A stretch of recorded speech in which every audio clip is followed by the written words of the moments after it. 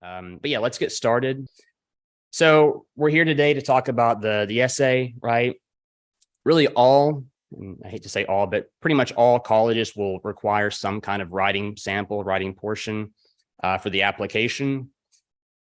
And I put this up here because it is a little confusing and kind of overwhelming. Sometimes you'll see a college requires a personal statement. Sometimes it'll be a personal essay. Sometimes it's a statement of purpose. Sometimes it's a statement of intent. So more or less, these are all very, very similar, and they kind of overlap. And then also they vary by undergraduate, graduate, and then doctoral or law, whatever you're looking for. But really, personal essay and personal statement are primarily for bachelors, right? So if you're leaving from high school directly to college, this is what you'll see on most applications. Okay, so what is a personal essay? Basically, this is the opportunity to sell yourself to the admissions officer, to the person who's reading your application. This goes a long way with supplementing your transcript, your letter of recommendation. This tells me, the person who's reading an application who maybe I've never met you, a lot about who you are and kind of what you can bring to the campus, and if you're a good fit for whatever school you're applying for. And again, this generally falls into two categories. There's the comprehensive personal statement, which literally might just say upload personal statement. Right? There's no prompt, there's no question. It's up for you or up to you to kind of decide how you want to write that. Or there's a specific question, right? A specific prompt. And this is more on the Common App, and I'll talk about that here in a minute. But yeah, generally the two kind of categories. So personal essay, the screenshot up here on the left is actually from Maryville College. And as I said earlier, it's literally just personal statement. So it can kind of be a little scary to see that and think, okay, what should I write about? Is this a good topic? Is my essay relevant to what they're looking for? This one is basically, if you just see that personal statement, there's different categories for this, but tell us about yourself, right? Tell us why you are a good fit for Maryville College. And that's probably the key word from here on out, really until you actually go to college, is fit, right? FIT. And that's essentially you looking at a school and a school looking at you, and is it a perfect match, right? It in a way is like a marriage, right? You have to be happy with the college and the college has to be happy with you. And so this is a really good chance for you as a student to kind of talk about why you actually are a good fit for that college. You want to avoid kind of cliches and these basic descriptions, but you definitely want to make it unique, right? You want to stand out. And the cool thing about this is, for a personal statement, it really is up to you. You can really write about anything, but you want to make it the fit focus, right? You want to make sure the fit is tied into that. So you can write about your passions, your hobbies, your interests, your work experiences, but kind of have it tailored towards the fit of the school and why you are a good fit for that school. You want to be memorable, obviously relevant, things like this, and we'll talk more about it. But yeah, fit is kind of the key word moving on. So yeah, tell us about yourself. And again, it won't say that, but after you write your essay and you kind of reread it or proofread it, kind of go back and think, okay, am I successfully telling the school about myself? Like, that's the question in your mind that you kind of want to be asking yourself. Another kind of direction you could go is the how do you plan to contribute, right? This is a big one. Schools are looking for students that will come and make a positive contribution, do something cool, be active, be social, make a difference. So leadership skills. This is also kind of a key component of an essay. Whenever you talk about this, well, first off, it's kind of quality over quantity, right? So I get questions a lot. I'm a member of 12 different organizations. How should I kind of divvy that up? How should I write about that? I always tell students, well, write about one where you're the president of that club, or where you're the captain of the football team, or, focus on something where you've actually made a difference, as opposed to just become like kind of an average member, even if they're cool, clubs and organizations. So definitely quality over quantity, but show, right? Describe this leadership kind of experience or capability. Don't just tell, right? Don't just say, I'm the leader of the soccer team. Talk about how your soccer team, made it to the finals and you were down 1-0 and you made, an amazing pass that led to the goal to tie the game and then went on to penalties and you took the last penalty kick, right? Like tell the actual experience, describe in the narrative how your leadership came out, and then kind of go from there. So this could be research related. Of course, extracurricular activities are big. And a lot of schools these days are looking at extracurricular activities more and more. So you can definitely kind of highlight this and focus on this. Community service is obviously big. Shows you're volunteering and that you're going to give back to the community, or something academically, right? If you've done a cool project in school, or you've succeeded in some aspect in the classroom, you can talk about that as well. But again, talking about leadership, talking about specific contributions, and then you can also kind of looking backwards and looking forwards, right? You want to say, I was a leader in this way, and then that will also make me a leader once I get to your college, kind of in this regard. So you want to kind of do the whole beginning to end, right? The alpha and the omega with your kind of leadership perspective. So I have an example, of course. So as opposed to just saying, I'm a member of the school film club, right? Kind of give an experience or talk about that, right? Talk about how you problem solved as a director, talk about coordination, communication, things like this, right? You can talk about a crazy day where you had to do all these film shoots or, film shots, and how you kind of made that happen actually, right? You're pressed for time, you're stressed, but you overcame that and you made it through the day, right? That's a good kind of example. So just, practical stuff. Okay, and so then kind of lastly, for the three just broad, basic personal statements, the obstacle one. And this one will come back on the Common App for the personal essay, right? For the actual specific questions. A lot of them are like this. They might be worded differently, but they're very much about talk about a challenging time in your life and talk about how you overcame that challenge, or, what you did to make it through that challenge, and how did that challenge change you, right? How are you the person you are today because of that obstacle or challenge or problem? This shows resilience, it shows adaptability, it shows problem solving. And I think especially as an international student, this is really pertinent to you guys because you're moving to a different country, right? You're moving all across the world, all around the world to go to school. So you're going to have, hiccups along the way. It's just inevitable. So if I know right away that this student is, adaptable and kind of roll with the punches, that makes me feel a lot better as well about having that student on our campus, in our classrooms. And again, this obstacle could be anything. I've read ones about high school breakups where, which we've all been there. It's terrible, but how a kid was broken up with and it really messed with them mentally, and how he kind of overcame that and found peace with that. It was a really moving essay. There was an obstacle that I read about getting Taylor Swift tickets whenever they were selling out like hotcakes. So you can really write about anything, but it's about, are you showing how you overcame that problem, how you found a solution, and then kind of who you are now because of that. What did you learn from the problem? How did you solve it? And then did it influence the way you see things now? Okay, so going back to the broad personal statement, the world is your oyster, this kind of idiomatic expression, right? It's up to you. You have all these options. You can really do anything that you want to. But again, your passion, your interests, your heart and soul will come through on this essay, right? Especially if I've never met you, this is kind of my gateway into who you are as a character, not just an academic applicant. So just kind of be thinking about that, right? Is this, when you reread your essay, is this me? Is my heart and soul in this essay? And if so, that's a very, very good personal statement.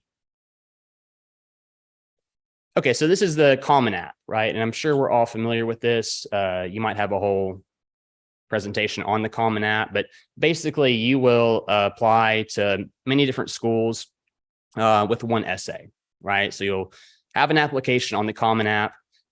These 7 questions are actually this year's Common App questions. So you would make an application, pick 10, 15 schools that you want to apply to, and then one of these essays would be sent to all 15 schools, right? So you can kind of see a lot of them are still about the reflection, about the obstacles, and kind of worded differently. But yeah, I mean, these are literally the questions that you might be answering. So find whatever one fits you best, whatever you feel the most comfortable with, and, go to town. But that's essentially, it's not just so broad, it's very specific, the question that they're asking, or more specific, I should say. So, and also I wanted to highlight the word count. It is kind of a blessing and a curse that these are not long essays, usually about a page, right? So it's not like writing a thesis, but also it's a lot to kind of cram in to make it actually, have substance, have meaning, and find that fit in there. So it's a thin line to walk, right? The 250, 500 words, but that's why you want to allow time, I guess, is my point here. Make sure you give yourself a lot of time to write this essay, to think about this essay, to reflect on this essay, and whatnot. So these are actually real prompts that I've also found from this year's application. I didn't put the schools here, but I thought these are really interesting. And the point is that sometimes you'll have kind of more obscure prompts and questions, right? Like, I love that first one. The Winston Churchill believed a joke is a very serious thing. Tell us your favorite joke, right? Without spoiling it. Talk about the joke. What is it, right? I mean, so you have to actually think about this and really kind of analyze, jokes, and it takes time to do that. So, yeah, that's a liberal arts college real life application question. You've just reached your 1 millionth hit on YouTube video. What is it, right? Talk about that. So I guess my point is not everything is so kind of academically serious, so to speak. I mean, I'd much rather read answers or, essays on this as opposed to some of the other stuff. But yeah, these are very specific schools, non-Common App schools, just a heads up. So you may not see these if you're just applying on Common App.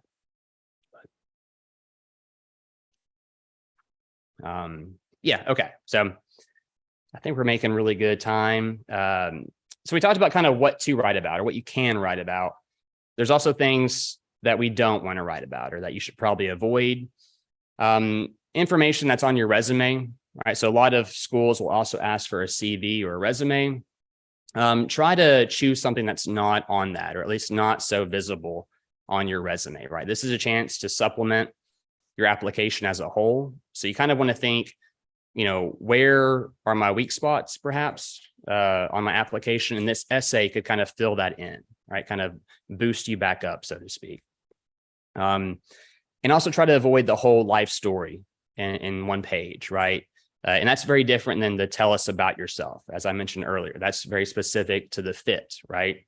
But you don't just want to go, my name is Park Ji-sung, right? I was born in Seoul, South Korea, in 2002, whatever. Like, we don't need that. That's too broad. It's not really efficient. So avoid that if you can. Topics that have someone else as the main character. I get these occasionally, and it kind of baffles me. Like, I don't understand the point of this. So make sure it's about you, right? And some essays will be about a person who has impacted your life, right? But that's different because even that, you're still looping it back to who you are today, right? So even that is actually about you in a way. So don't just write about your best friend and then not have anything tied into who you are as an individual today, right? So just kind of, I don't think that's going to happen in this room, but yeah, always kind of throws me for a loop when I see that. Lies, fictitious accounts, right? These are kind of hit or miss as well. I had a question maybe 2 weeks ago, like, how do you check these essays? Like, how do you, do you call references? Like, is there like a background check? There's none of that, right? This is total honor system. So whatever you write about, I take you for your word.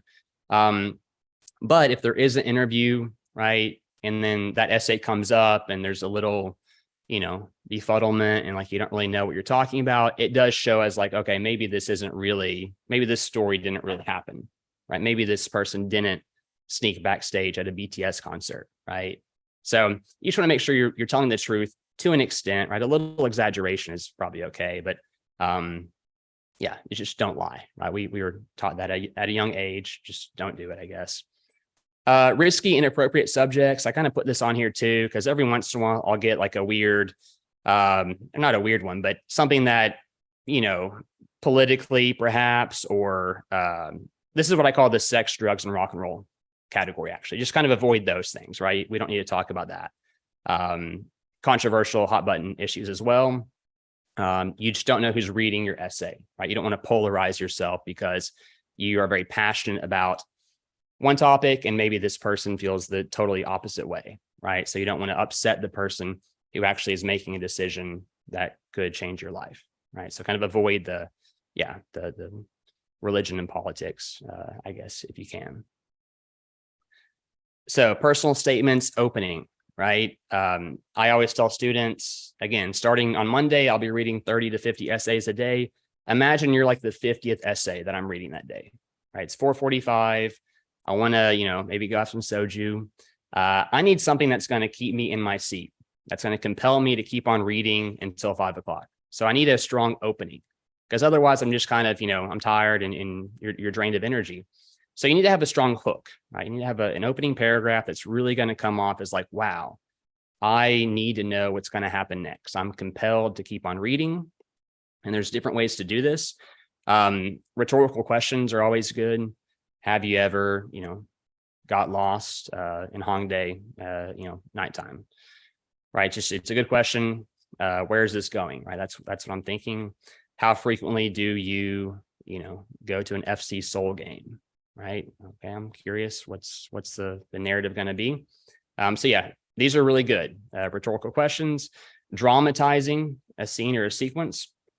And I just kind of randomly put these up here, but every time I order a coffee, I use a different name, right? That's mysterious. That's a little beguiling. I'm curious. Why are you using a different name every time you order a coffee? So I want to know what's going to happen. I was shocked to wake up and realize I was no longer Will. Okay, that seems very crazy. What happened there?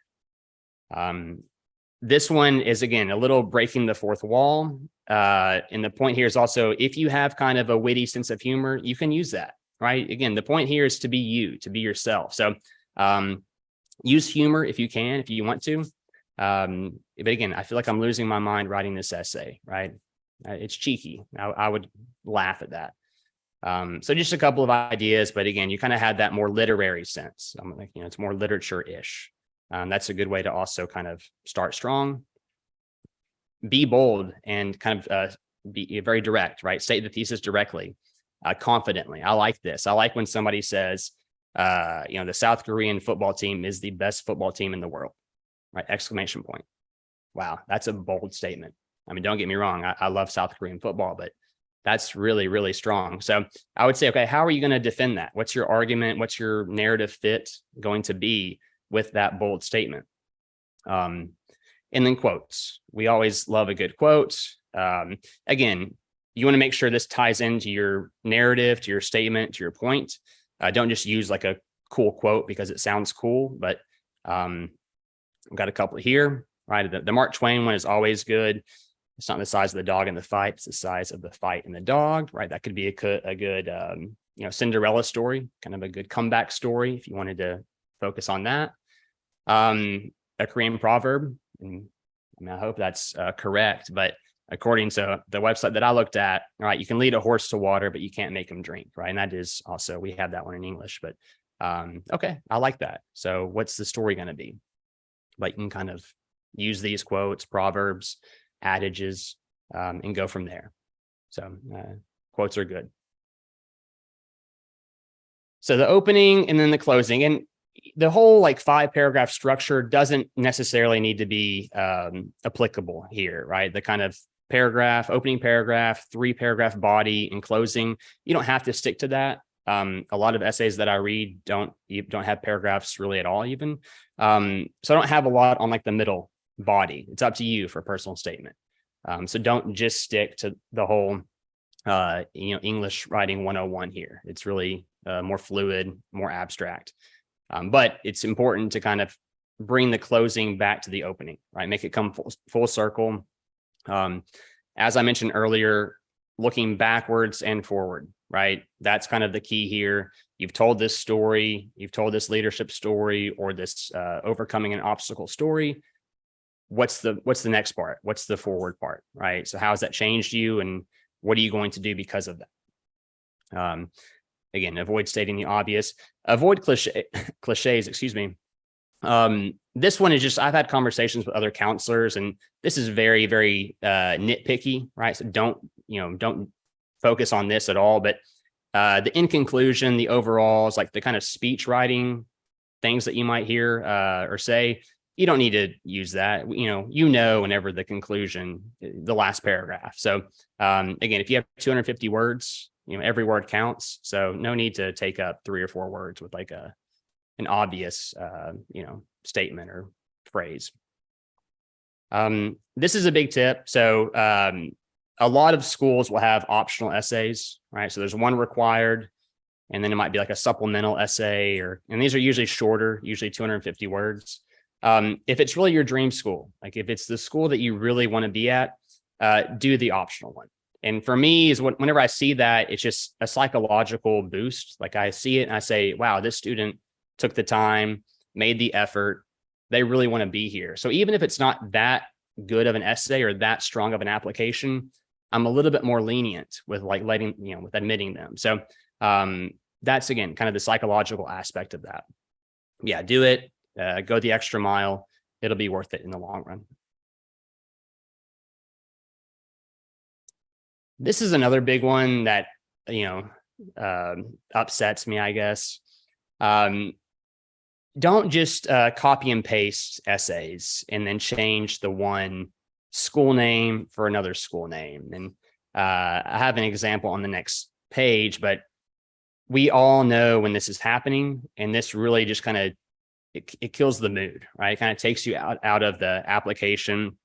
Could be a totally great application, and then you see this, right? I really want to go to school A because it's the best, school in the world. And then you've obviously just copied and pasted school A for school B on the next application, and school B for school C, right? There's nothing, there's no research on this program, on this school. It's very generic. It's very basic. And you can always tell when the essay has just been duplicated. There's no heart in it. Oftentimes, a student will even forget to change one of the names. So it's still like, I really want to go to, Harvard because it's a great school, even though you're applying to Maryville College. So, you just want to make sure you don't do this, right? And again, for the Common App, it'll be different because you'll be submitting one essay to all schools. That's a given, that's a known. But if you do apply to schools that are not on the Common App talking about this, just, write each essay specifically for that school. That's the point here. So, yeah, the main point here, right? And, we're optimistic, right? Be optimistic, be positive, but just be yourself, right? That will come through on the essay. If you write it with, your own voice, your own tone, your own humor, your own whatever, just, yeah, be yourself. That passion will come through. I always see it. I know when an essay is really written with a lot of interest and passion. So, oh yeah. And most importantly, proofread. Yeah, this one, this is how I feel about proofreading.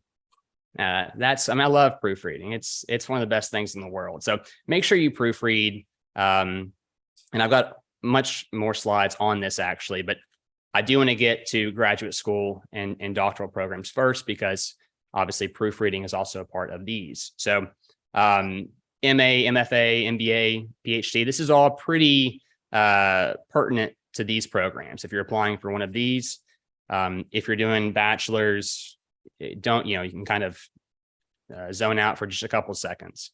But yeah, the graduate school essay, you really want to tie it to your career, right? You did your bachelor's. That was more of kind of finding who you are, finding your academic study.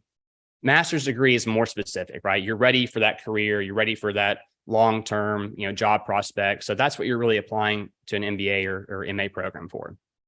So you want to tie it into what you want to do afterwards, right? Very specific. You can tie it into the goals, the values, the vision of the school, of the program in particular. So don't just talk about, Harvard University, talk about the Kennedy School, right, of International Affairs, right? Talk about the actual program or school within that school that you're applying to. That really goes a long way. Research heavy. I think it's a good idea to kind of even outline maybe what you want to do a thesis on, like what your true passion is, what you might want to spend a year writing, right? It doesn't have to be perfect, and actually don't make it perfect. If it's already perfect, that's a turnoff, because it's like, well, what is this student going to learn for this program? So have a rough outline of what your thesis could be, right? And that could be, anything, obviously. Well written. Obviously, the bachelor's, essays should be well written, but this is another level, right? You've already had academic experience for 4 years. This should be more fine-tuned, right? And again, as Koreans, you do have a little leeway with writing essays in English, right? This is your second or third language even. So I don't nitpick on a word that's totally, that's misspelled as much as that would be for an American student. But this one is, you don't really get a lot of leeway. So this is like, it needs to be really, really good, really, really well written. And then again, same aspect, start strong, finish strong, and proofread, right? And we'll come back to proofreading. But doctoral, so again, makes sense, but each level is more specific, right? So bachelor's is more, broad, master's is a little bit more specific, doctoral, of course, is very specific. And most of these aren't even personal essays or personal statements. They're statements of purpose, right? Or letter of intent or statement of intent. So this one, you really want to reference, a specific faculty member, right? You'll have an advisor for the whole program. You want to reference that advisor, talk about his or her work, talk about what she or he has written. It needs to be very, very detailed on that advisor. For you, you can talk about your own experience, obviously, if you've done any writing, any publications, research that is directly relevant to that advisor's work, right? So it's really tying that in to the advisor. But the big part here, this is why you do a PhD, is you're filling in missing gap, right? The missing information. So there's so much written about, to use the South Korean football reference, so much written about South Korean football team, 2002 World Cup, let's say. Where isn't there any data on, right? What's missing whenever I want to read a book or a paper on South Korea in 2002 at the World Cup, right? So that's what you need to do. And that's why it takes time, a lot of time to do a bibliography, right? To go back and read papers, read essays, read books, document that, notate that, and then think, okay, I've compiled all this information. What's the part that's missing? And that's where I can say, okay, that's how I'm going to fill that gap. I'm going to fill that missing information and write this thesis on this topic. But yeah, time period, right? You want to say, hey, I'll write this thesis. It'll take 2 years to do it. I'll come in on August, 2024 and submit it on August 2026. Like, it can be that specific. Talk about methodologies, again, the sources, the bibliography. Length of these varies by program. So this is a good time to reach out to the admissions counselor, the person who's reading applications, and ask about this. And this is kind of a good also starting connection. Again, as much as admissions is about the essay and the transcript, it's also a person-to-person, connection. So having a connection with the admissions person does go a long way. And then, yeah, of course, vocabulary, grammar, writing. If master's was very serious, this is very, very serious, right? Very, very, it needs to be perfect. I put in some academic words, right? Kind of the highfalutin, fancy schmancy stuff, but you can use that here, right? You can say, I don't want to pontificate about this, or it's a little meretricious, right? Kind of these bigger words. It's okay to use that, right? Academics, let's be real. They love those words. So this is kind of your, this is your ballpark. But yeah, so I hope that makes sense. We can come back to this if there's any questions. And kind of lastly, just the what, why, and how. This is really pertinent for master's as well, but master's, doctoral, right? Your strengths, right? The what, transferable skills. This is more for doctoral, right? Kind of more PhD. Why do you want to complete further research? Why you've chosen that program, and then the how, right? How does it align with your goals, and how are you going to fill that missing piece? Really quickly, I know I want to allow time for Q&A. Proofreading, I cannot, overemphasize this enough. It's so key. Just read your essay aloud, right? Does it flow? Does it sound good? Does it sound, from a narrative perspective, does it work? And also from an English language perspective, does it work? Does it sound like you? Have your support system read it. Family, friends, parents, right? Send it to me. I'll read it for you. And you're triple checking grammatical errors, typos, things like this. And this is really, again, more for the bachelor's part, but also for the master's and PhD. But, why is this student a good fit? That's what I'm asking myself when I read an essay. And so you need to answer, whenever you proofread, am I answering that question? Am I really showing why I am a good fit for the school? Grammatical mistakes, again, clarity, style, uniqueness, right? I love something that is different, that is not so, again, be you. If you write in a crazy kind of, bizarre way, that's you. Like, that's fine. Embrace that. That's unique. That's not just a basic, subject, verb, object essay. You can be yourself. So that you want to be unique. Things that take you out of the experience, right? This is mostly the kind of just really bad grammar, bad punctuation, totally misspelled words, things like that. Non-relevant topics, again, the essays that I was talking about earlier, where you read it and then it's like, I don't understand the point of this essay. Why was this written? Why was this sent to me? I don't understand that. And then again, length of the essay, for me, honestly, shorter is better. As I said earlier, you read a lot of these essays. Some schools are getting 100,000 applications a year, right? Something like the UC schools, the big schools, reading, if you have a quota to fill, it goes quicker if it's a short essay. So that for us is kind of a blessing. And then, just the English language stuff. Everybody here, I'm sure this is not an issue, but, make sure names are spelled right. Language, things like that, run-on sentences. This one kind of gets me. And a lot of people in my position do come from an English language teaching background, like most of us taught abroad at some point. So we do love things that are kind of, that make sense and are kind of coherent. So this is just kind of, more of a nitpick, but it goes a long way. Punctuation, page numbers, not really necessary especially for undergraduate. And then fonts, right? I sometimes get font, one paragraph is in Times New Roman and one is in Arial, and I don't understand why you would do that. So make sure the font and size are also correct.